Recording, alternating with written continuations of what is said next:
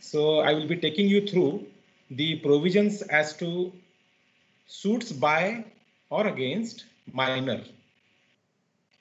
This is quite an important topic when it comes to a civil matter. What I have noticed in 16 years of my service, and even prior to that, during the days of my practice, and it cannot be an exception to say that people are more inclined to see the criminal activities than civil. I will give an example before we start with the proceedings so that you will realize the importance of the matter. Let us take an example. Suppose you are traveling, you are an advocate, all of you are an advocate, I know that. You are traveling on a two-wheeler by a road, and suddenly at some point of time you saw a gathering of so many people standing there by the side of the road. So it was to your astonishment, you will go there and see somebody was struck. Somebody's two-wheeler was struck by some other vehicle and he was injured. And you will then go on inquiring, what was that vehicle? Who was that fellow? How did this happen? And all that. So your inquisitive mind will start making inquiry. Now, let us change the example a bit. Now you are the same person. You are going by a road, same road, and just looking by the side of the road, you found two persons holding a measurement tape in their hand and measuring a land. There you won't stop. That is a civil matter. There you won't stop. You will see, yes, two persons are measuring the land. Let's go away. This is how we normally look at the civil aspects, the civil matters. And here comes the problem when you think of initiating a practice on civil side, and then after entering into the arena of practice of civil side, getting some bottlenecks in between, you suddenly leave it and go to some other kind of a practice, maybe consumer court, maybe some other. No issue, it's your choice after all. People sometimes think of practicing on criminal side would be helping them earn money easy. I don't agree with that. Any kind of a practice requires devotion, requires hard work. May it be a civil, may it be a criminal. But as we understand, in criminal matters, it is quite easy to initiate the era of earning money at the very initial stage of our advocacy. That may not be a matter in case of a civil case. This is a biggest bottleneck why people sometimes don't tend to look into the civil cases. And because of this bottleneck, the further proceedings, the further aspects, the further life in civil practice, they find it a bit difficult. Again, it is also said that when you are practicing on civil side, there is a huge waiting period. What do you mean by that waiting period? Many of you may have heard that there is a waiting period in the advocacy. Waiting period, normally people talk about the waiting period with reference to the earning capacity. Of course, anybody who is just entering into a profession may not be in a position to earn in lakhs. He has to wait. Maybe for that waiting period, people tend to go to some other kind of a practice. But my opinion in that regard, of course, before I start my topic, let me tell you how civil cases can be made more interesting, how you can try and understand civil proceedings in an easy manner. And then I will take you through the tunnel of suits pertaining to minors. At the very junior stage, normally people say that you have to carry diary of your senior. But when you carry diary, that means that you are following a matter. That means that you know what matters are being listed of you in a particular court. Not only that, make use of this period. Try to open the cases, try to read the pleadings, try and understand the proceedings. This is the only period which you can devote for understanding so many things. This will be a great learning experience for you all. I am aware you have recently passed the law degree and probably you have entered or you might be entering into legal profession soon. So you are in the intervening period of passing of law and entering into the legal profession. The National Judicial Academy, which is placed in the Bhopal, Madhya Pradesh, has taken up the task for asking the judicial academies in the state level to take up such programs for the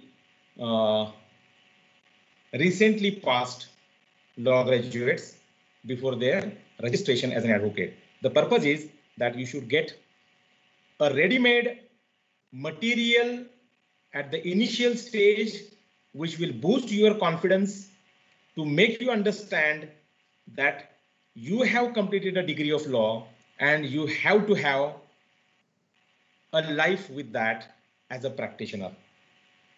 So my task would be to make the topic a bit easy so that you can understand it in a simplest way.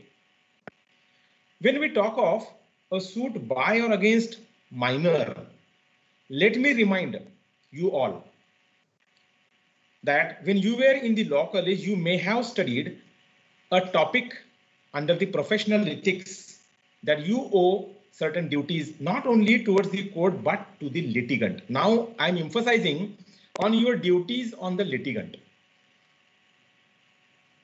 Why I'm emphasizing on this? Because we will be dealing with the topic pertaining to minor. In that case, minor will be your litigant. And when minor will be your litigant, therefore you have to have always keep in mind your duties towards the client.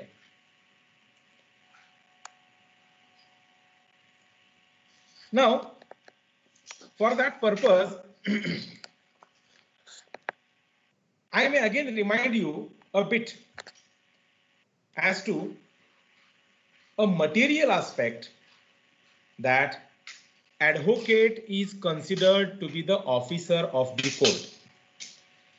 Now, when we call or when we say that advocate is an officer of the court, it is not only his duty to help the court in coming to a correct conclusion on the facts and law, but to supply correct material on law and facts to the court so that the court can come to a correct conclusion. Moreover, you have to simultaneously take all possible care to give justice to the case of your client. For the purpose of today's session, your client will be a minor. So what care has to be taken? Before I enter into Order 32 of the Code of Civil Procedure, which specifically deals with the cases relating to minor, let me take you through some basics. Excuse me. In criminal law, the criminal law can be set in motion by anybody. You must be aware of that. Means anybody, though he is not connected to the case, can go to the police station, file an FIR or file a criminal complaint before the court. That is not the case here in civil cases. In civil cases, only the person whose right has been violated can come to the court. Of course, there is one exception, that is a representative suit, but we are not talking about that. So one who is filing a suit as a plaintiff in the capacity of a plaintiff must have a locus standi. This is the basic rule.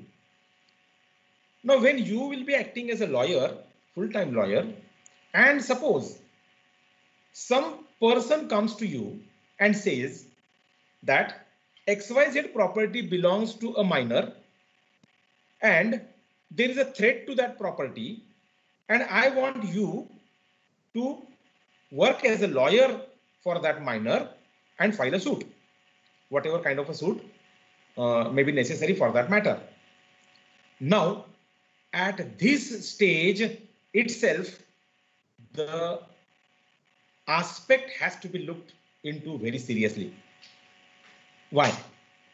First is that the party you will be representing in the court is a minor. And when a party you are representing is a minor, he may not know so many things. Maybe so many things on facts, so many things on law, he may not know. So in that case, how would you elicit the information for the purpose of filing of a suit?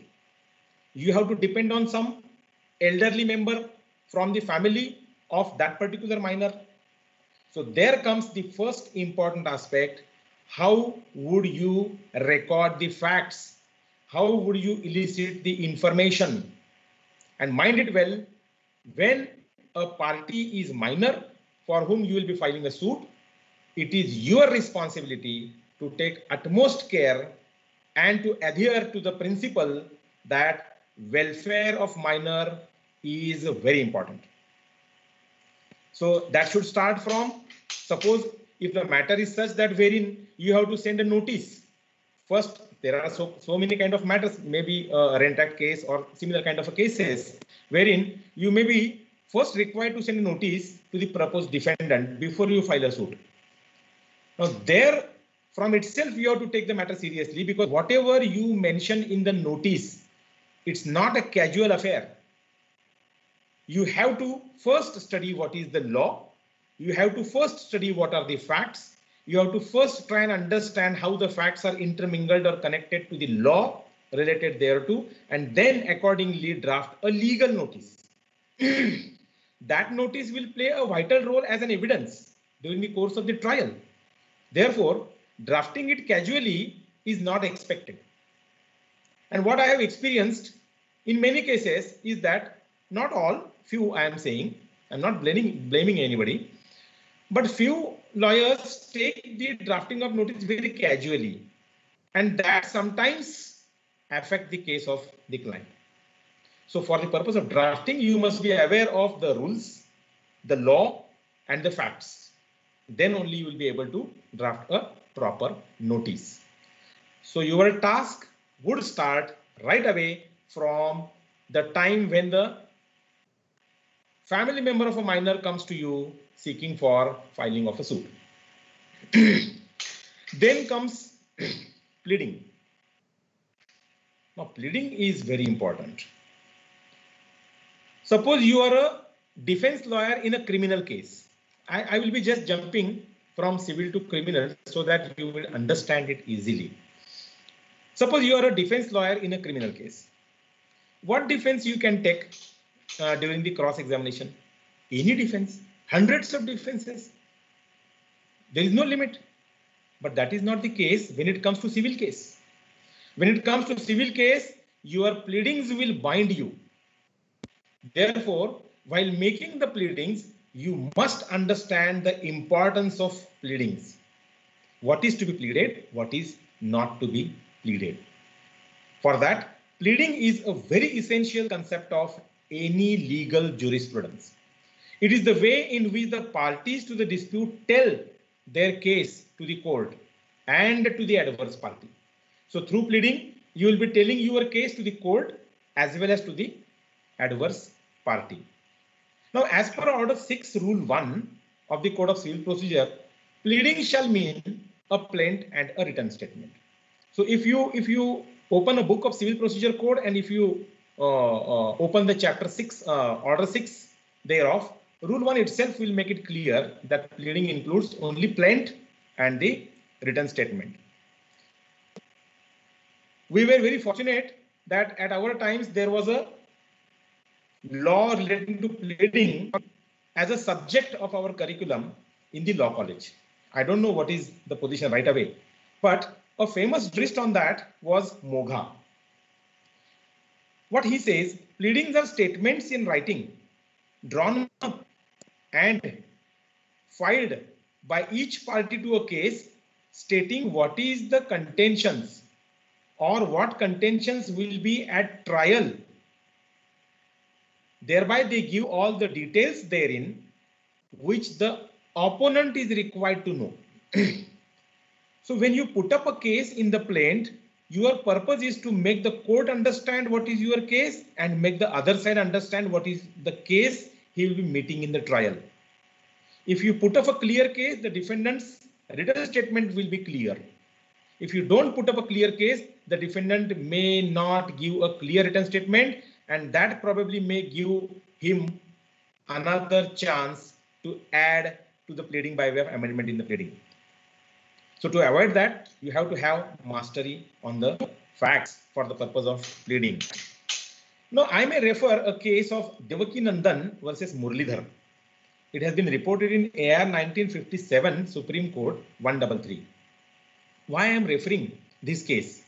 This case highlights the importance of the pleading in civil case. What it says, and I will be reading it, only 2-3 lines are there.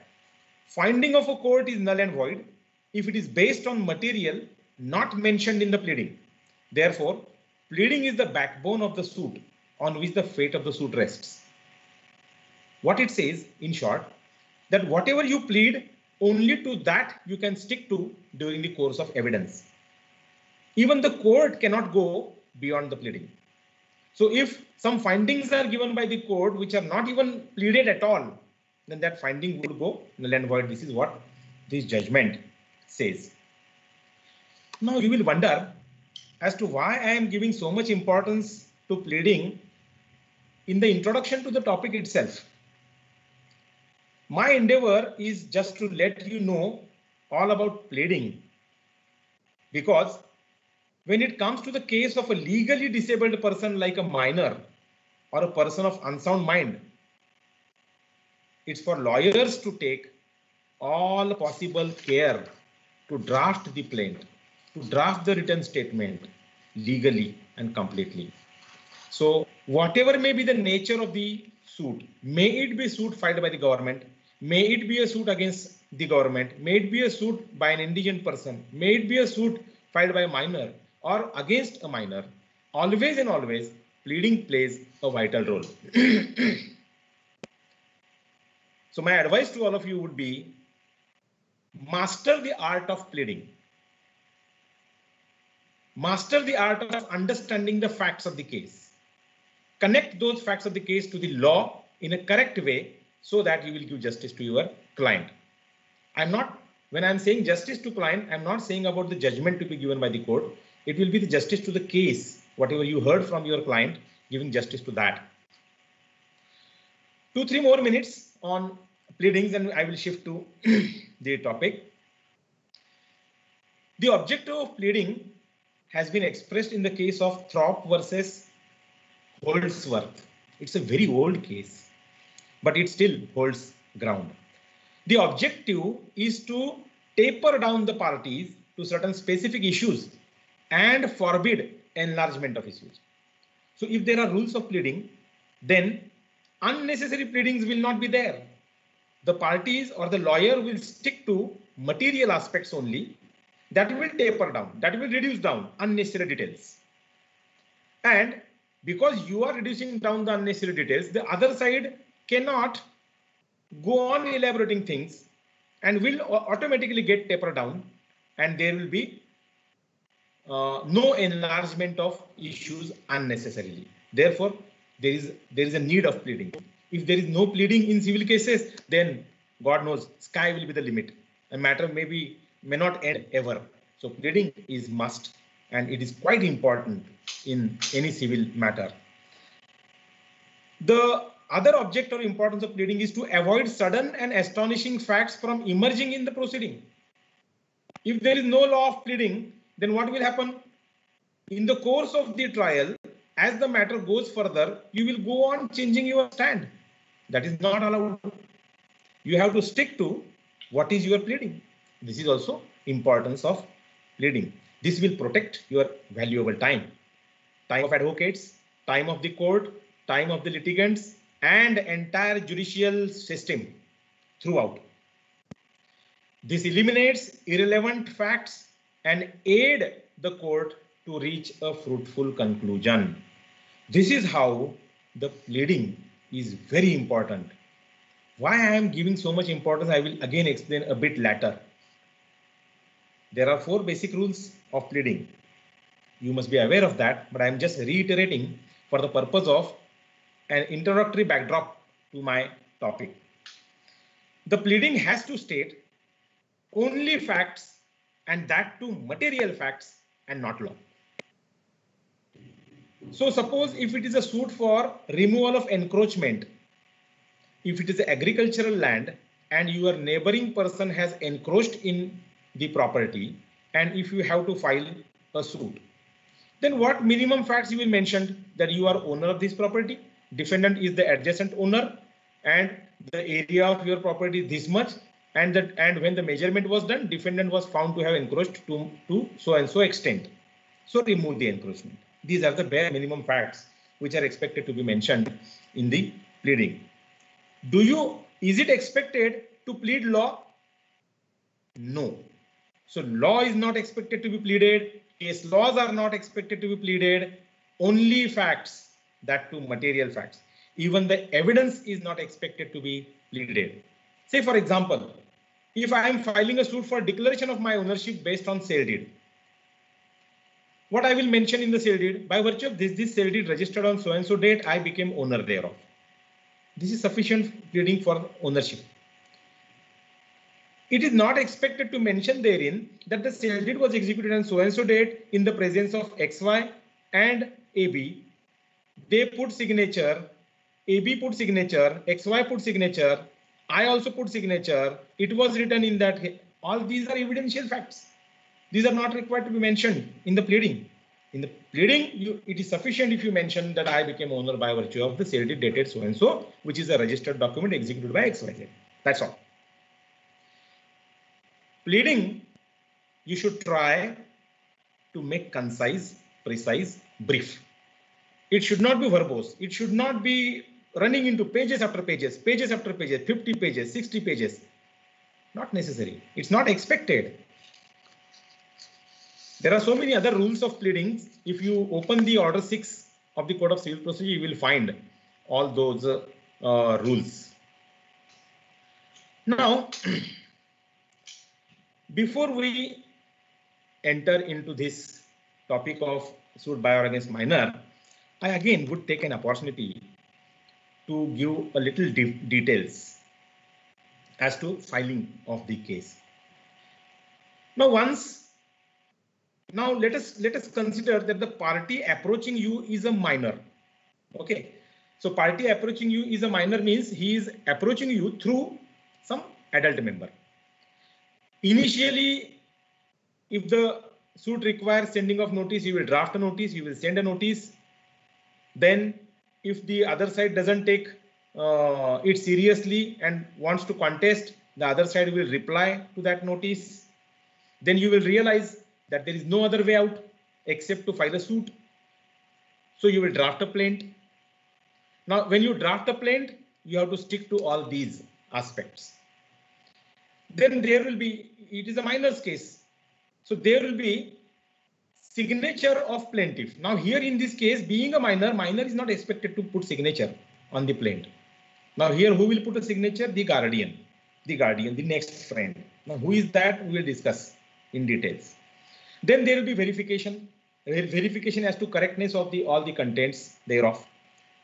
And then it will be supported by affidavit. By virtue of 2002 amendment, it has to be supported by the affidavit. Now there are some districts wherein affidavit is made below the plaint itself, and there are some districts wherein the affidavit is made separate and attached to the plaint. Now along with that, there will be address memo. Along with that, there will be wakalatnama. Then along with that, there will be list of documents, whatever documents you will be relying on, and all the documents, original or copies, as the case may be, and your wakalatnama. Now all this will be presented to court. Now presented to court means, will it be given to judge? No. This will be presented to us superintendent. So presented to superintendent means there will be a register, a kacha register. You will enter therein the names of the parties and put it there.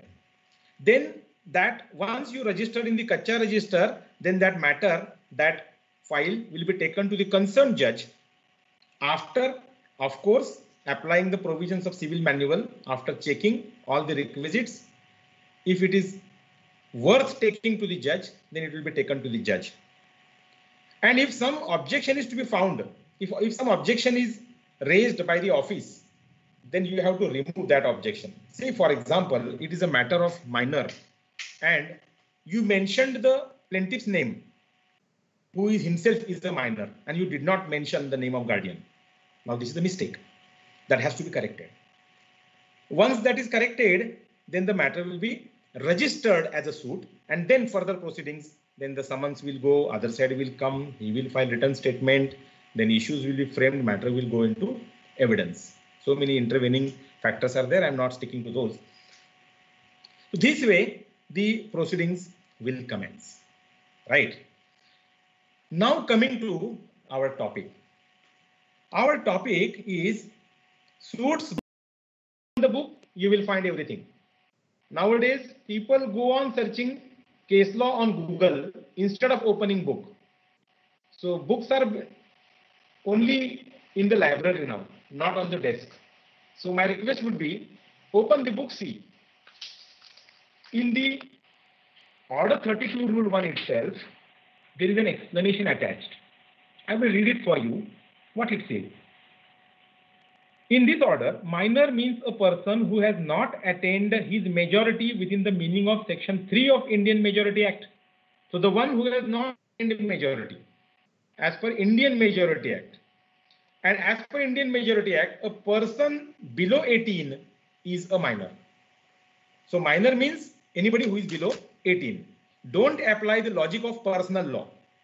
Why I am saying, if you apply the logic of personal law, say for example Muslim law, there is a issue of option of puberty, and puberty is said to be attained in case of a lady, in case of a woman, at the age of 14 or 15. Thereafter she becomes eligible for marriage. So the marriageable age issue is there. So don't go here or there. When it says, even though a party is Muslim, when it says that minority means minority as per the Indian Majority Act, you have to stick to this only and nothing else.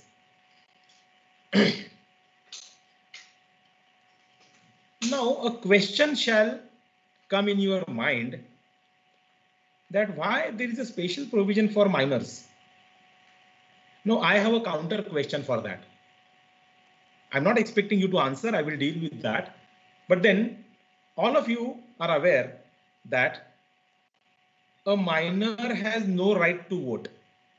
Why a minor has no right to vote? Now earlier it was 18, now it is 21, so far as voting is concerned. Why? Because it is considered that a minor is normally incapable of understanding what is right and what is wrong. So a minor always requires somebody to take care of his person as well as his property. So that is the logic, and that logic carries forward when it comes to a civil suit. So if you have seen the Indian Contract Act, a contract entered into by a minor is void ab initio. Ab initio means as if it has not been entered into. It's void from inception. Why it is so? The reason is same. The minor is considered to be not capable of knowing so many things. So this is the basic logic why a special provision was required to be made so far as minor and the persons of unsound mind. Who is a person of unsound mind? If you consult the provision of the Code of Civil Procedure Order 32 itself, it says that the person who is suffering from any mental infirmity or who is unable to protect his interest because of that mental infirmity is a person of unsound mind. So these persons are required to be protected, dealt with in a different way, not like ordinary litigants.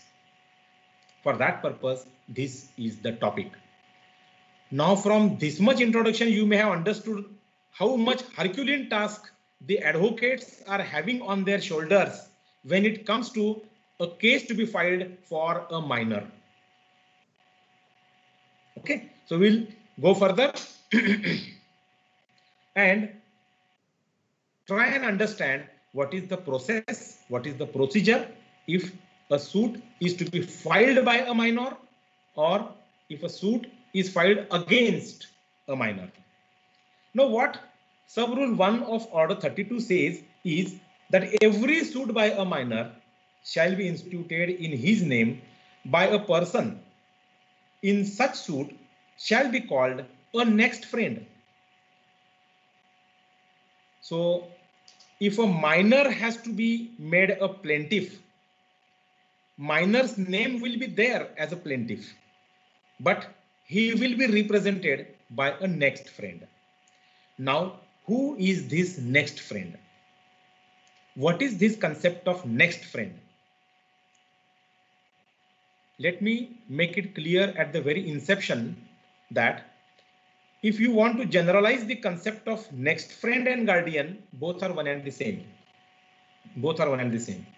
But the Code of Civil Procedure has used a special nomenclature that when the plaintiff is minor and he is to be represented by somebody, that somebody has to be called as a next friend and not guardian. And if the defendant is minor and he is to be represented by somebody, then that somebody has to be called as a guardian ad litem. It is just a question of nomenclature. Otherwise, both are guardians. Just a question of nomenclature. So take care when you draft a plaint and you mention the name of the plaintiff who is a minor, you have to mention that represented by next friend XYZ and mention the relationship, mother, father, whoever. That will make a clear and complete title of the suit. Why this is so? Because if you concentrate on Rule 2, what this Rule 2 says, this is quite important. Where a suit is instituted without next friend, the plaint to be taken off the file. So if you file a suit and unfortunately it skipped from the ministerial staff, assistant superintendent, everybody, and it got registered. And then later on the defendant realizes that in fact the person named as a plaintiff is a minor and he has not been represented through next friend. What the defendant would do then? The defendant will file an application requesting the court to take the plaint off the file. And the plaint will be taken off the file. Is it not a serious issue? Yes. It's not only serious issue for the purpose of the rights of the parties, but your reputation also. You don't know the law. This is what people will try and find. So try to make yourself perfect on law. I won't say perfect. At least you must know what is what and where we can find at this stage. Once you know that, then you will, by practice, improve on all sides. Whenever such a situation comes that the advocate did not mention the name of the next friend or did not make the representation of the next friend for the minor in the plaint and the plaint is taken off, cost will be imposed by the court. This is what the Rule 2 says. So it is something which has to be very carefully looked into at the time of filing of the suit itself, presentation of the plaint itself. Now, who is the next friend? For filing of a suit by minor, next friend is essential. This is what we considered. However, if a suit is to be filed against minor, then appointment of a guardian for that minor defendant is necessary. That also we discussed. The one who is representing the plaintiff, minor plaintiff, is called next friend. That we discussed. And the one who is representing the minor defendant is called guardian ad litem. That also we have now discussed. Now, let us try and understand one important difference between next friend and guardian ad litem. A question for that purpose I will formulate, and the question will be like this: whose duty it is to appoint a next friend? And the other question is, whose duty it is to appoint a guardian ad litem? These are the two questions. Now, next friend is also guardian, guardian ad litem is also guardian, but there is a difference as to duty to appoint. As I initially said, if the plaintiff is minor, it is the lawyer's duty to give a proper representation to the minor plaintiff through a next friend. So it is for the plaintiff to come up with the case of addition of a next friend as a guardian for the plaintiff. So here the court doesn't appoint. The court doesn't appoint the next friend. The party comes up that XYZ is a next friend for the plaintiff. But suppose if a defendant is a minor, then it is for the court to appoint a minor. How? I will make it simple. You filed a suit for some major person. You are a lawyer, you are an advocate, and you are filing a suit for some major person, a male or a female, fully grown, major adult. So there is no need of next friend and all that. But the defendants are, defendant number 1 is major, defendant number 2 is major, and suppose defendant number 3 is minor. Okay. Now, when the defendant number 3 is minor, you have to take care of mentioning somebody's name as a guardian ad litem in the plaint itself.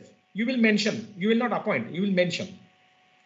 And when you present a plaint or file a suit in the court of law, along with that suit, you will file one application requesting the court to appoint that fellow whose name you have mentioned in the array of the parties for the minor defendant as a guardian for that minor. So a plaint and along with an application. So what the court will do then?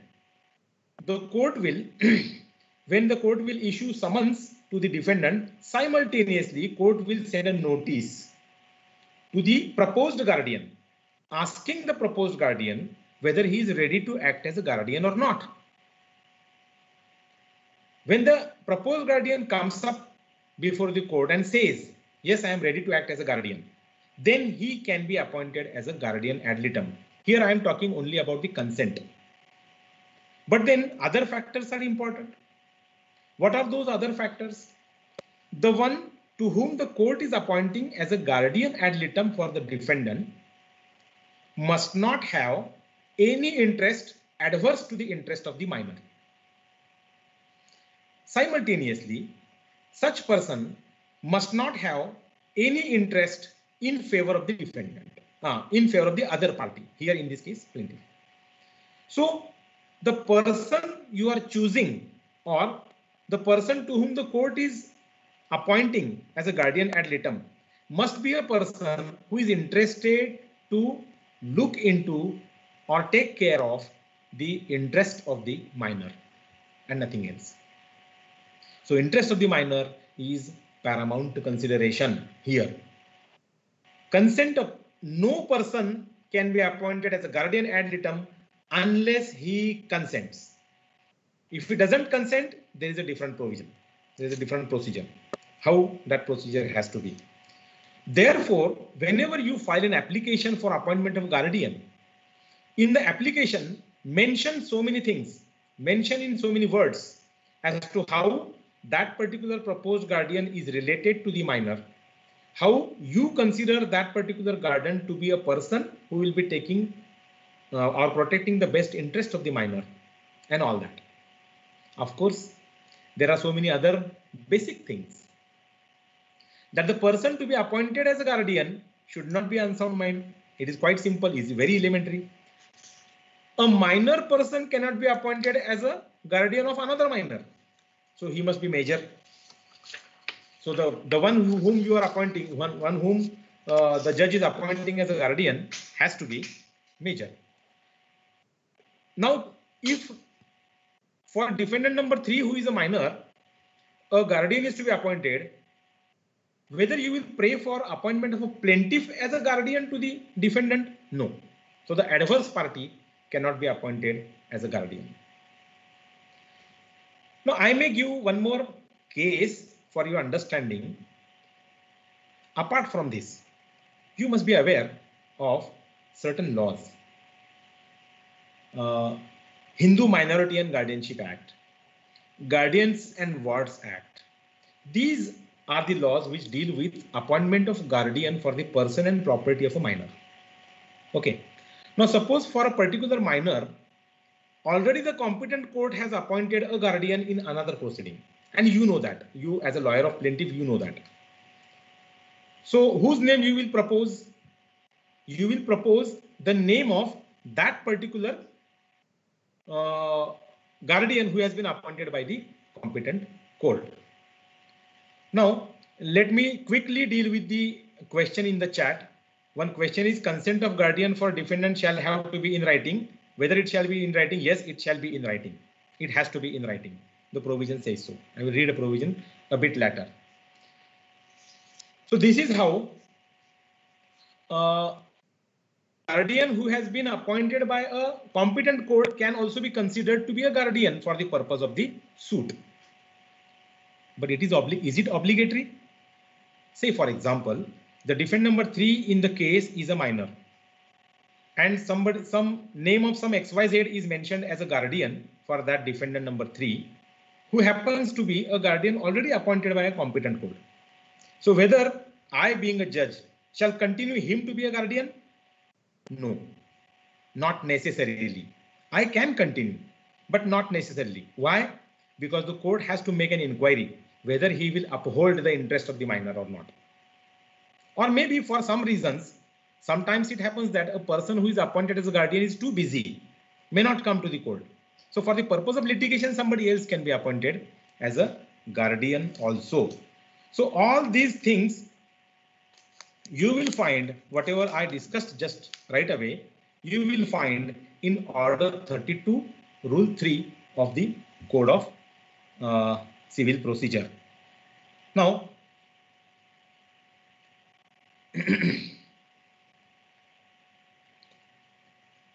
two more things in that respect. Whenever you apply for appointment of a guardian, that application must give details as to how that particular fellow will be a proper guardian in your view.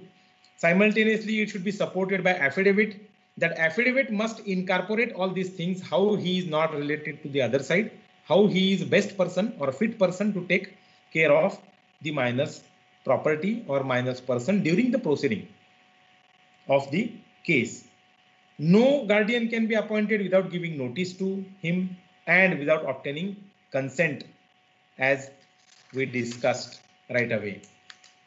Once you appoint a guardian for the defendant, guardian ad litem, he will continue to be a guardian throughout the proceeding. Maybe if the suit is disposed of and the appeal is there, then for appeal he will continue. He will continue unless removed, discharged or disqualified. Now, when to be removed, when to be disqualified, when to be discharged, we will discuss in the course of the discussion. But one fact I would like to emphasize upon repeatedly is it is the duty of a lawyer to know that only such person shall be appointed for the minor's interest as a guardian or next friend who will best serve the interest of the minor. So it's not like anybody can be appointed as a guardian. I will give you one example for that. Suppose whenever a matter to be filed before the court comes before you, you are sitting in the chamber, one minor boy with mother comes to you and they narrated facts. Thereby you found that a suit for declaration has to be filed for that minor. Then suddenly you will say, okay, mother, you have come with mother, so mother will be guardian. No. Apply the same thinking which the judge would apply at the time of appointment of guardian. See whether that mother is a fit person to depose, whether she knows all the facts, whether she is a fit person to take utmost care of the minor, or whether she has other responsibilities also. Maybe father is there who may be a proper person. So it is initially for you, when you are mentioning the next friend, for the plaintiff to choose who can he or she be. So in that sense, choose right person initially and apply for a right person when it comes to appointment of a guardian ad litem for the defendant. Now, if you mention the name of somebody to be made a guardian of the defendant, it's not that court will simply rely on you and continue that person as a guardian. It is for the court to make an independent to see whether that particular person whom you are proposing to be a guardian for that matter is a fit person to act as a guardian or not. These are very important considerations so far as this aspect is concerned. Whenever a guardian is appointed, or say for example, whenever a suit is filed for a minor by a next friend, so how the court will be satisfied that the next friend will obey all the orders of the court? Because he is representing minor, he is not filing a suit in his own capacity. He is as a representative of the minor. So court may ask the next friend sometimes to furnish security. Why? Because in that case, defendant may be required to take up so many issues, make so many expenditures on interim applications and all that. So ultimately, if the decree is to be drawn up, who will take care of that cost? So for that, to secure the cost which may be imposed at the time of judgment, the court may ask giving of security. It is not obligatory, it is not always, but for safer side, maybe sometimes it may be asked.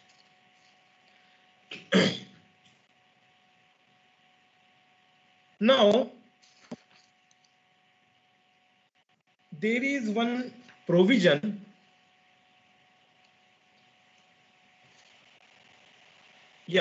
one question was there in the chat box that whether the consent of the guardian for defendant shall have to be in writing.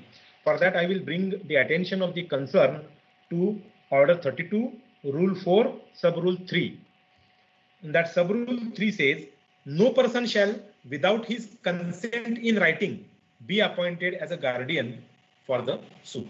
So here the word in writing has been inserted in the year 1976. Prior to that, this was not there, but now so many years have elapsed, and 40 years maybe. So consent in writing is must. Now getting further, one important aspect for all of you as a lawyer. There's a specific provision, and therefore I would read that provision, rather just leave it for you to read. This is Rule 5 of the Code of Civil Procedure. Order 32, Rule 5 of the Code of Civil Procedure. For you, I am just reading it. This is the representation of minor by next friend or guardian for the suit. Now, what it says, every application to the court on behalf of minor, other than an application under Rule 10, shall be made by next friend or guardian. So, whenever a suit is in relation to a minor, whatever application is to be made to the court, it is to be made by or through that guardian or next friend, not by minor directly. The guardian, once appointed throughout. This is one. Second, now this is very important. Every order made in the suit or any application before the court in or by which a minor is in any way concerned or affected, without such minor being represented by next friend or guardian of the suit, as the case may be discharged, and where the pleader of the party at whose instance such order was obtained knew or might reasonably have known the fact of such minority with cost to be paid by the pleader. Means you are a pleader, you know that the defendant is a minor, still you file an application hiding that you know that the defendant is a minor, and thereby some order is passed against that defendant. And if the court later on realizes that you, despite knowing, have filed this application, then you in person as a lawyer may be held responsible to pay cost. So civil litigation is all about fairness. You have to be fair enough. If you know that a particular party is a minor, disclose it to the court, let that minor be represented by the next friend, so that or the guardian, so that the matter can be fairly taken forward. It's not something which you can hide and seek or play a game of hide and seek and win. It's not like that. So this is something which I wanted to bring it to your notice. Now one question may come in your mind that suppose if a guardian is appointed for the purpose of a suit and it is a suit relating to some immovable property, can a guardian compromise the suit? Or whether if the suit is ultimately decreed, can the guardian take possession of the property? Means if the suit is decided in favor of minor, whether the guardian can take possession of the property, which is the subject matter as per the decree. This is one question. And second question is, can the guardian enter into a compromise with the other side? These are million-dollar questions. Why I am saying million-dollar questions? Because Order 32, Rule 6. Because of this Order 32, Rule 6, what it provides? A next friend or guardian cannot receive the property under decree without the leave of the court. So next friend or guardian cannot receive the property under decree. For that also, court's permission is necessary. In which case, in case if there is a compromise, or in case if there is a decree passed in favor of the minor. If it's not that, court will not grant, court will not allow. It's not a gospel truth like situation or a final word like situation. If the guardian applies and if the court finds that the property can be given in possession of the guardian, then it can be. And especially when it is done, or this rule may not apply, especially when the guardian is karta of a joint family or a guardian is father or mother of the minor, then their interest may not be contrary to the interest of the minor generally. So this is a rider. Why this is a rider? This is again for the protection, because the minor on his own volition, on his own willingness is not coming to the court. Somebody who is taking care of the minor thinks that it will be for the benefit of minor and he is filing the suit. So who is taking decisions for minor? Somebody else. Therefore, whose responsibility is to take care for the minor? First, lawyer, second, judge. So this Rule 6 again underlines the same principle that when it comes to minor, you have to take all possible care. Now coming to compromise. If the suit is to be compromised, you are aware that, probably you may be aware that as per section 89 of the Code of Civil Procedure, the matter before the first hearing has to be taken up for alternative dispute resolution, maybe for Lok Adalat, maybe mediation and all that. So the first endeavor shall be to get the problem resolved by amicable settlement, right? Now, if the parties are minor, then of course, with the permission of the court, the compromise can be, the matter can be sent for settlement to the mediation center or to the Lok Adalat, right? For sending, there is no issue. For entering into compromise, there is some issue. Now, ultimately, suppose plaintiff is a minor, defendant is major, and plaintiff's next friend and defendant sat together and decide the terms of compromise, and they agreed for that.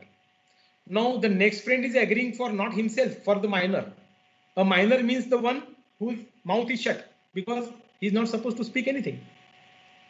His interest will be taken care of by the next friend. In that case, it is for the court to first see the terms of compromise and try and understand whether the terms of compromise are for the benefit of the minor or not, taking the interest of the minor or not, or detrimental to the interest of the minor. If the court finds that the terms proposed to be entered into by way of compromise are detrimental to the interest of the minor, then that compromise may not be allowed. However, if the terms of compromise are taking utmost care of the interest of the minor in the property or the litigation, then the court may allow. Thus, whenever a compromise is to be entered into in such a suit, it is for the lawyer of the next friend for whom of the minor for whom next friend is appointed to make an application seeking permission of the court to enter into a compromise. If the compromise is for the benefit of the minor, then permission may be granted.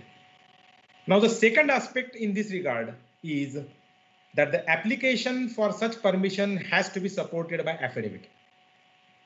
Why affidavit? What is to be mentioned in the application?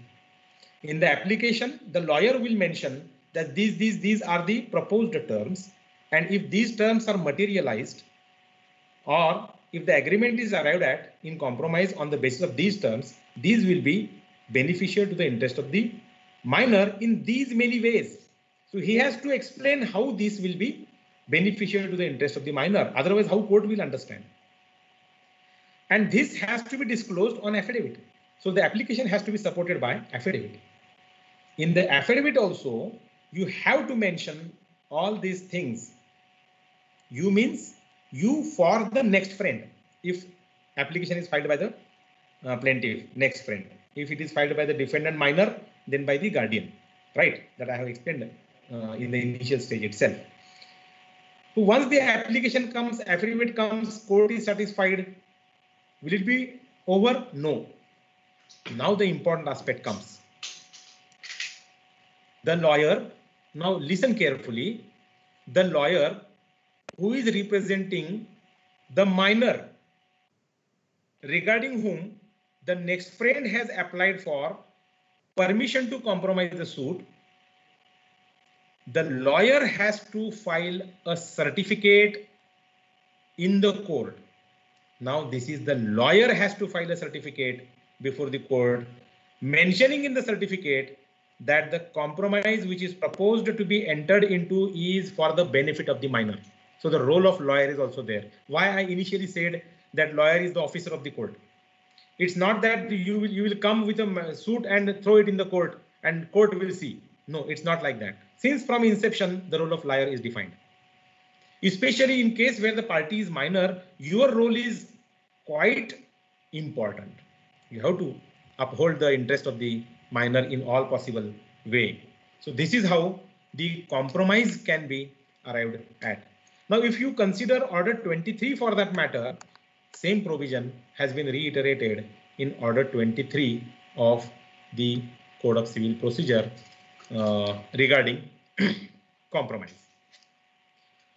So this was regarding compromise, and so by this time we have dealt with the issue of appointment of a next friend, representation of minor plaintiff by next friend, representation of minor defendant by guardian ad litem, and the rules pertaining to taking up the proceeding, appointment of the guardian ad litem, and the responsibility of lawyer in case if there is a possible compromise to be entered into in the suit. So if anybody is having any question on this much aspect, you can type in the chat box. As and when I see, I will answer that. And with that understanding, we will proceed further.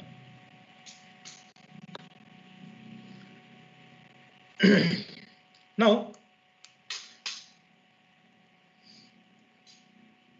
one question. Can a next friend retire from the case? This is again a $1 million question. What does that mean? If a minor is a plaintiff represented by a next friend, and now next friend don't want the suit to be continued. Now next friend don't want the suit to be continued, or next friend don't want him to be continued as a next friend in the matter. He applies for retirement. Can he do that? Here, Rule 8 of Order 32 is important.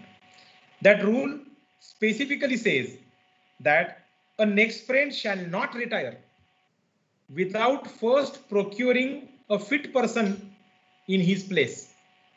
So if suppose, for example, A is a minor plaintiff and B is his next friend. Now B wants to retire. First, what rule says? B cannot retire. Second, if at all he wants to retire, he has to procure some other person equally fit to be replaced by to replace him. So it is the responsibility of the next friend to make an alternative arrangement if at all he wants to retire as a next friend, right? And whenever some alternative comes, of course, the judge will examine whether that particular person will best serve the interest of the minor or not. So this is how the law relating to replacement of next friend deals with. Now, can a next friend be removed? First, we consider was retirement of next friend. Can a next friend be removed? Of course. We discussed initially that once the next friend is appointed, he will continue throughout the proceedings and even in the appeal unless removed or unless retired. Before that, he can be retired also. Removed also. So removal for what ground? Removal on what ground? Same inquiry, you have to always keep it in mind that for after doing what inquiry he has been appointed. If he fails in that inquiry, he can be removed. It is as simple as that. 2-3 grounds are there. If his interest becomes adverse, if the next friend's interest becomes adverse to minor, then he will be removed. If he is connected to defendant, means he became hostile in a popular sense and goes and meet the defendant side. Third, if he becomes unable to protect minor's interest. Fourth, he does not perform his duties properly. Then ceases to reside in India. This is important. If the guardian appointed, next friend appointed by a next friend of the minor plaintiff ceases to be resident of India, if he goes to some foreign country and starts staying there, then who will represent the minor? How he will represent the minor? Who will come to the court? Who will take care of the matter? So in that case, he can be removed. Or if some sufficient cause is there for replacement, then also a next friend can be removed. Suppose now next friend is removed. Who remains? A minor plaintiff without next friend and a lawyer. A lawyer who was appointed by that next friend, right? So in that case, another next friend has to be proposed by the lawyer. Normally it happens. One more situation, let me tell you. Suppose you may have come across, or probably you may come across a situation in future while your practice days, at the time, during your practice days. Suppose a suit filed by plaintiff, who is the minor, represented by next friend, is pending in the court. The court is calling repeatedly to the next friend to appear for adducing evidence. The lawyer comes and lawyer says, what lawyer says? I also have written a letter to the next friend and asked him to come to the court. I also informed him that if you don't come, court is going to dismiss the suit. And still he is not coming. So in that case, some lawyers would say, sir, then dismiss the suit. Whether dismissal will best serve the interest of the minor? No. Rather, dismissal will take away the rights of the minor.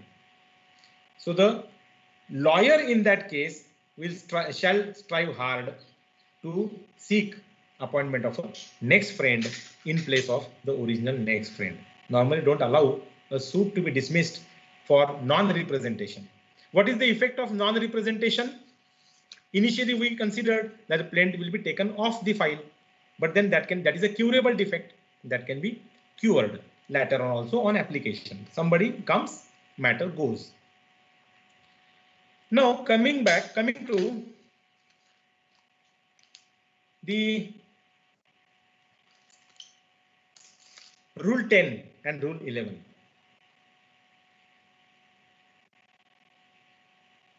If a next friend is removed or a next friend is retired, then in his place some other person has to come. This is what we discussed. Until some other person takes his place, the matter will be stayed. The matter will be stayed. There will be automatic stay. And whose responsibility it is? I will read Rule 10. On the retirement, removal, or death of the next friend, death is also considered, of the minor, further proceedings shall be stayed until the appointment of next friend in his place. So until next friend is appointed, further course will be stayed. The law doesn't say dismiss the suit. The law on the contrary says that the matter will be stayed until appointment. Now what sub rule 2 says? Where the pleader of such minor omits within a reasonable time to take steps to get a new next friend appointed, any person interested in the minor or in the matter in issue may apply to the court for appointment of one. Now, two remedies. This provision speaks of two remedies. One, suppose the next friend died or is removed or is retired. Sub-rule says matter will be stayed. But how long? Until the next friend is replaced. Whose duty it is? It is the duty of the pleader. It is the duty of the lawyer. The lawyer has to replace the next friend. One. If the lawyer omits, doesn't take care, don't do that. But the law is there which says if the lawyer doesn't take step, then anybody can come who is interested to become next friend of the minor and apply to the court. This is a unique position. Anybody who is interested in the minor, who is interested to protect the interest of the minor, who is interested to protect the benefit of the minor, who is interested in the welfare of the minor, may come and apply to the court and ask, I may be appointed as a next friend and I will take utmost care in this matter. Court will again make an inquiry on the same line, whether he is a fit person, whether he is having any adverse interest, whether he will take care and all that. And if court finds, court will continue him to be a next friend. So appointment of next friend is not directly by judge, but it is for the lawyer to seek, or somebody else will come and say, I may be appointed. Unlike appointment of a guardian ad litem. Now what will happen if the guardian ad litem dies? Now I understand you may have understood the difference. When I say next friend, it is for the plaintiff, and when I say guardian ad litem, it is for the defendant. So if the defendant is a minor and the guardian ad litem dies, or guardian ad litem is retired or removed for the same reasons, then what to be done? Then again it is for the plaintiff's lawyer to apply for appointment of some other person. If nobody applies for appointment of some guardian, or no steps are taken for appointment of a guardian of the minor defendant, then the court himself suo motu can appoint some officer of the court as a guardian for the defendant. The sum and substance of all this discussion is that a matter wherein a party is a minor, maybe as a plaintiff, maybe as a defendant, such matter cannot be allowed to proceed without these minor persons being represented by a fit guardian. This is very important. So always insist as a lawyer that, always see as a lawyer that minor is properly represented. Why? Minor is considered to be unable to come before the court. Minor is considered to be unable to understand what is the right, what is wrong. Minor is unable to, minor is considered to be unable to know difference between what is right and what is wrong. So in that case, who is the person to take care of him? Either guardian or the lawyer. If nobody, then judge. So ultimately, court is there. Now I will be going to a very important aspect of this case, and that is what would happen if a minor during the course of the proceeding attains majority. If a minor attains majority, how the judge will understand. Say for example, I am a judge sitting here. Am I expected to always consider the every date? Am I expected to on every date consider the array of the parties? Yes, plaintiff is minor. Next date, yes, plaintiff is minor. Next date, yes, plaintiff is minor. How long? No, I'm not so much. I may not be having so much time. So once the minor attains majority, it is the responsibility of the lawyer to inform to the court that in this case, this minor person, means the plaintiff, I'm saying plaintiff, this minor person who is a plaintiff has become major. Then next responsibility is of the next friend to inform to the court that this minor has become major. Why? Why this is so? Because on becoming major, there is an option available to the minor. Once the minor becomes major, he may either elect to proceed with the suit and apply for discharge of the next friend or not. So he may consider, no, I don't want to continue with the suit because now I am major. I don't want to continue. He will get his own rights as a party to the suit. He can withdraw the suit, compromise on his own, no need of next friend if he wants to continue. So option is always there. Now what happens? What I have experienced in a few cases is that I will put a mathematical example. If a suit is filed in the year 1990, for making a calculation easy, let us consider year 2000. If a suit is filed in the year 2000 and plaintiff is shown to be of 5 years of age, okay, when he will become major? After 18 years, means in the year 2013 he will become major. Suppose a matter is still pending in the year 2021, and if I see the plaint, still plaintiff is mentioned as a minor, still next friend is coming, still next friend is doing all the affairs of the matter. Is it expected? It is not expected. Whose fault it is? Maybe either lawyer, maybe next friend, maybe they don't know the law.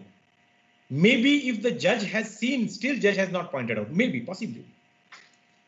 So always consider, always take it into account the provision of law that once the minor becomes major, he has got an option whether to continue on his own or not.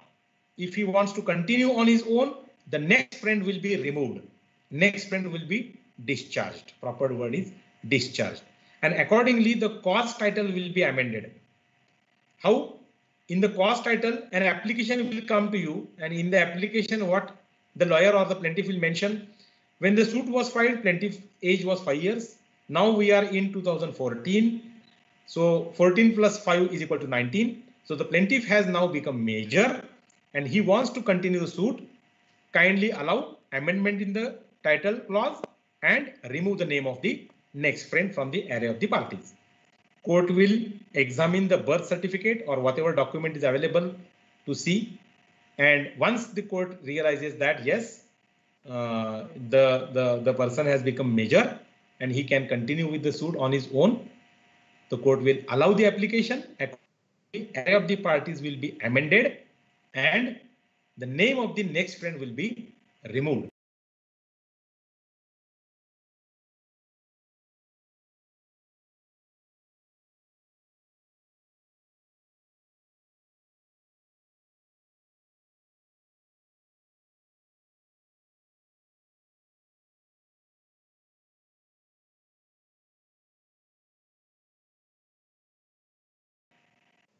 And for that purpose, it is for the lawyer to inform to the minor that see, you were minor when the suit was filed, now you became, now it is for you to exercise the option whether to continue with the suit or not.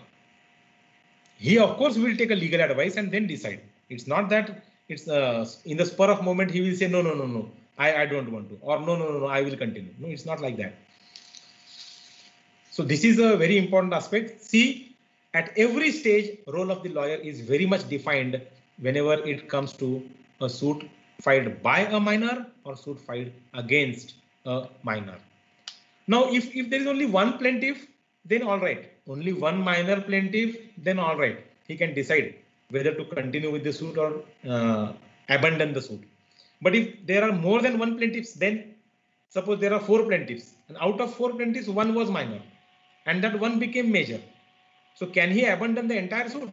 No. He can apply for striking of his name. His name can be taken off the file. But then important aspect is that if suppose he is a necessary party, then court will not allow his name to be taken off the case. His name can be taken off the array of the parties from plaintiff, and his name will be entered as a defendant because he is a necessary party. Got it? So maybe there are more than one plaintiff, still one minor plaintiff can exercise a choice. Maybe only one plaintiff who is a minor is there, he can exercise his choice. So allow the minor to exercise his choice. Inform the court whenever he becomes major. Inform the minor whenever such a situation comes so that he can take appropriate legal advice and appropriate decision. Now, one aspect under Rule 15 is that whatever we discussed with reference to a minor throughout this session is applicable if a party is a person of unsound mind. So all these provisions, compromise, if a party is unsound mind and compromise is to be done, then. But you will find that even section 12 or rule 12 means the issue of option is also available. How that option will be exercised? If a person of unsound mind is represented by some next friend and that person of unsound mind is cured, becomes sane, then he can exercise the same right. That is something which requires a thorough inquiry, of course. But then I'm just putting you in this. I'm keeping this session simply informative, not referring to any case law, not referring to anything. I'm just trying to put in the box, put in your mind as to what shall be the simplest kind of a procedure, simplest kind of a process that you can stick to when it comes to a suit by a minor or a suit against a minor. Now, suppose now I'm done with the provisions, but one provision I have left purposefully, and I will be dealing with that provision. Throughout we are speaking that the next friend or the guardian should not have interest in the subject matter. His interest should be only to protect the interest of the minor, right? But suppose it was noticed that the next friend or the guardian was having interest in the minor, was having interest in the subject matter, and still ultimately the matter came to be decided. Means the plaintiff's next friend was having interest in the matter and the suit got dismissed. Means the suit went against the minor. So whether a decree can be set aside on the ground that the next friend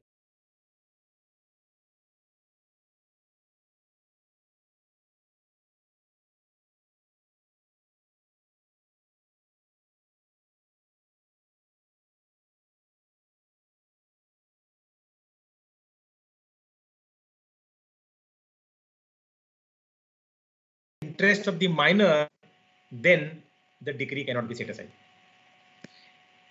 In simple words, if the interest of the guardian has unreasonably affected the interest of the minor, then possibly there can be setting aside of decree. Otherwise, a decree merely on the ground that the next friend or the guardian has got interest in the subject matter cannot be set aside when it is not prejudicially affecting the interest of the minor. So in short, welfare of the minor is a paramount consideration in this. So far as this order 32 and order 23 of the Code of Civil Procedure is concerned, I have completed this. I will be cursorily touching to one more provision, which is relating to minor. You may have, since you all are law graduates, I suppose that the Code of Civil Procedure is a subject for the last year, third year of 3 years law course and fifth year of the 5 years law course. Why? To understand the procedural law, you need sufficient maturity of mind in 4 years if you are undergoing a 5 years law course, or in 2 years if you are undergoing 3 years law course. You get to understand that what the law is, how to understand the law, how to interpret the law. Then only you will be introduced to the procedure to be adopted while dealing with the cases. For that reason, Evidence Act, CRPC and CPC normally are taught in the last year. But I don't know how much you remember, and for that I have taken you through this provision relating to minor. The only addition I want to make is about the provision in the Limitation Act. Now, suppose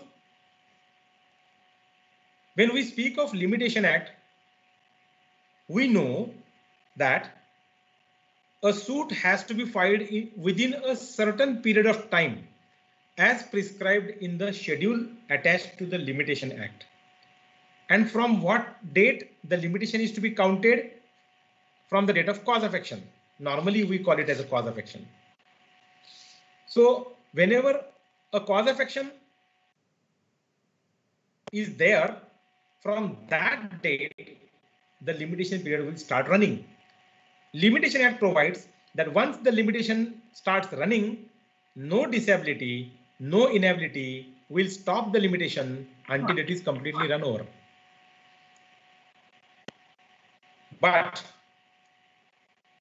one provision I just want to point out, that is section 6 of the Limitation Act, that is legal disability. What this provision says, especially with reference to minor or person of unsound mind, when the cause of action arose, please listen carefully. On the date when the cause of action arose, the person who is entitled to file a suit is minor or a person of unsound mind.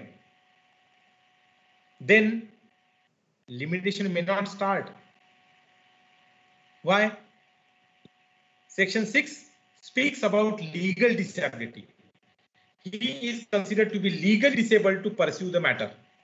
Then when he will get the same period of limitation after attaining majority. This is what the provision says. Then why there is a provision of suit to be filed by minor?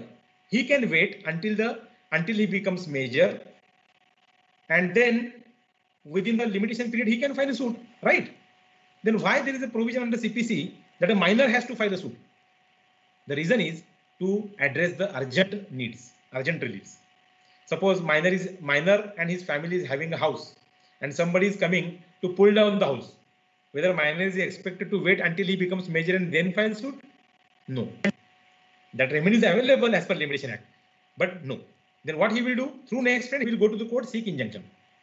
So if there is urgent relief to be sought for, this chapter can be resorted to. Otherwise, that provision is there.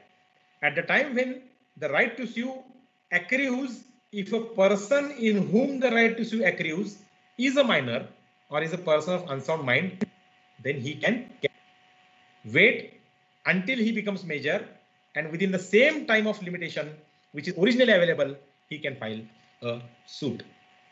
This is something which I wanted to point out to you. Now, one more aspect, and that aspect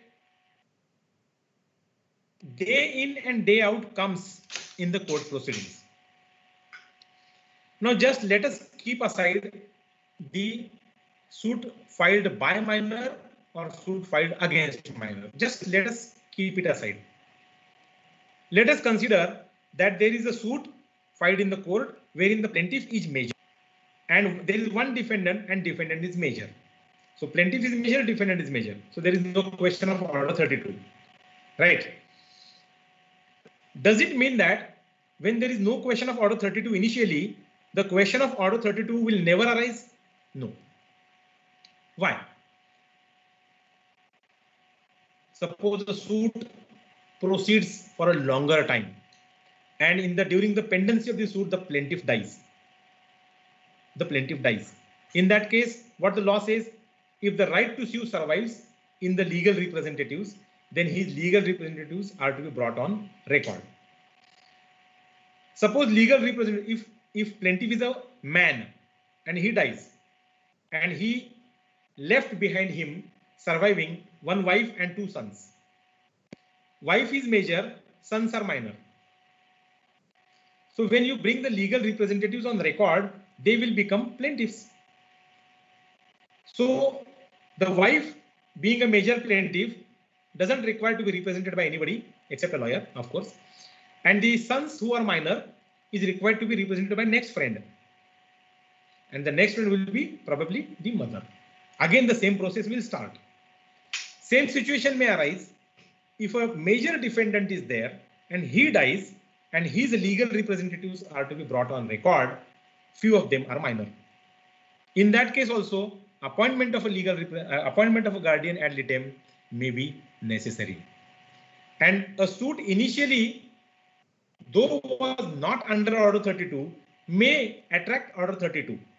And subsequently, suppose if the parties want to enter into compromise, then order 23 proviso of rule 1 and this order 32 rule 5 would come into picture, and the court has to see whether the compromise is for the benefit of the minor, whether the terms of compromise shows the same, whether the affidavit shows the same, whether the lawyers give certificate that the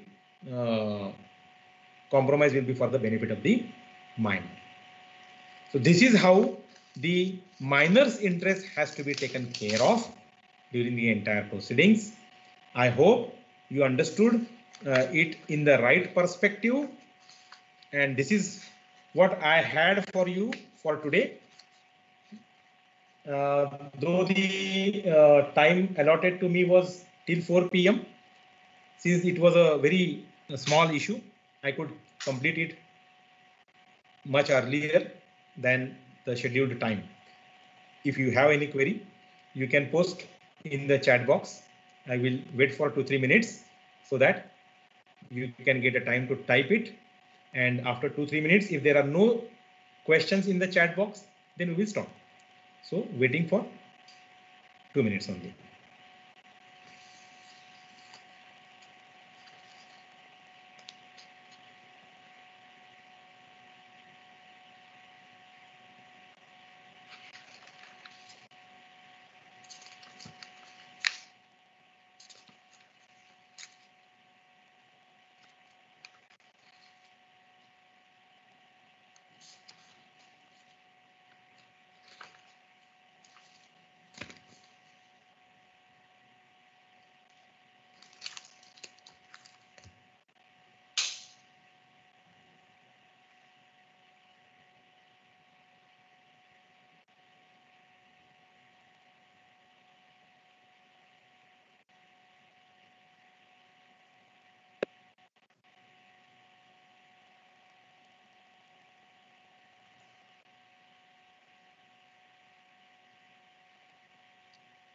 sir एक query आ रही है. Yes. Yes, I can see that. Question seems to be whether minor can file own WS after attaining majority. Basically, when the minor is represented by a guardian ad litem, he files the written statement, right? And if later on minor attains majority, he can add if he wants to add to that return statement, he can add. It's not that he has to completely forego the earlier return statement and file a fresh return statement. He can add. No problem in that.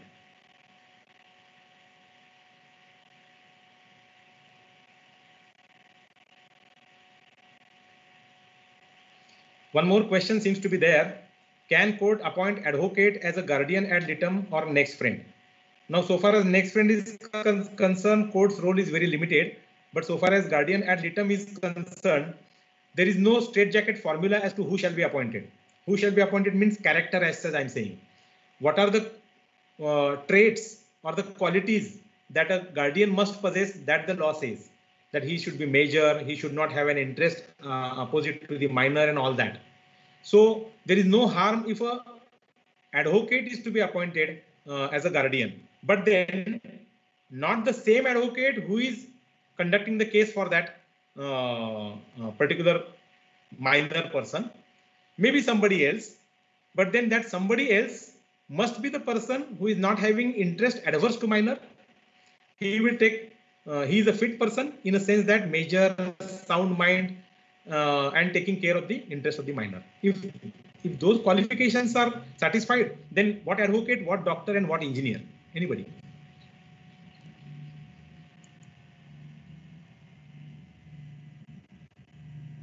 Now one more question is there. If minor dies during proceeding, whether next friend can continue the suit? Now, suit is of minor, right? Next friend is his representative. Why next friend is representing the minor? Because minor is considered to be legally unable to take care of his case, right? Therefore, next friend is just a person holding his hand, carrying him to the particular place. If that minor dies, next friend of his on his own may not have any right surviving in the matter. So matter would end there.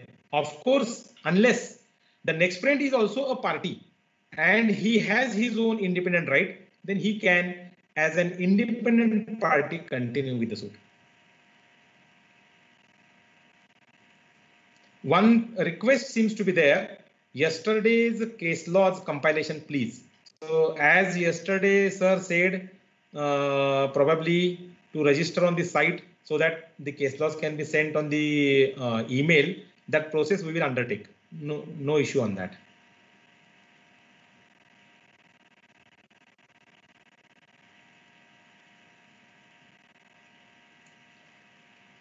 I think no more questions are there. Just want to remind you that on salient features of General Clauses Act 1897, a session by Honorable Sri Justice Abhay Ahuja, Judge, Bombay High Court, will start at 11 a.m. tomorrow. Do join it. It is a very important subject, General Clauses Act. You may not have even read it. You may not have, you may not be knowing since it is not taught in the law college, but it is very, very, very important in interpretation of the statutes. So do attend it. And with this, allow me to take your leave. I'm very thankful to all of you and the honorable dignitaries who allowed me to conduct the session, permitted me to conduct the session on this topic. And with the good wishes to all of you, and with the request to take utmost care in this pandemic situation, I take your leave. Yes. Thank you very much.